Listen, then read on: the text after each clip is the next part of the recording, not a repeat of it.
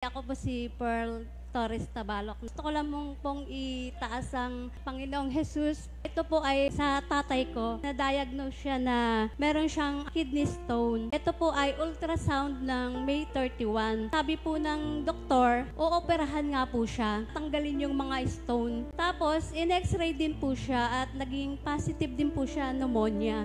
Kaya ang payo po ng doktor, pumunta po ng center at magpa-check ng sputum at kung mag-positive, kailangan munang gamutin bago siya maoperahan. By September po, nagpa-check po kami ng sputum niya at glory to God, negative po siya. Nung nalaman po namin na ooperahan po si Papa, syempre po, bilang mga anak masakit, tsaka matanda na siya, 72 years old na siya para lumagay pa sa ganong sitwasyon. Kaya lagi ko siyang iniiyak kay Lord na pagalingin mo siya, Panginoon, pagalingin mo siya. 2 weeks lang ago, nag-worship, praise and worship po kaming magkapatid. Kasama po ang tatay namin dun sa bahay. Hinihiling namin ang kagalingan sa tatay namin. Etong October 16, dahil po nag-negative naman po ang tatay ko sa sputum, October 16, balik po kami sa Rodriguez. Nirequest po ulit ng doktor na panibagong ultrasound. Ginawa po yung ultrasound nung Martes lang. Glory to God. Pati yung doktor nagulat. Kasi negative. Yung mga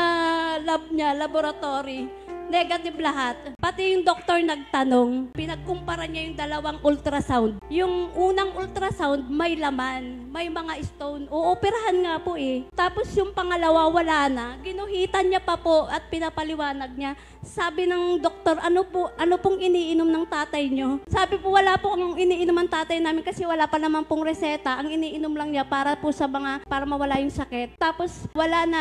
Paano pa siya operahan? Wala nang stone eh. Glory to God. Si Papa laging masakit yung tiyan.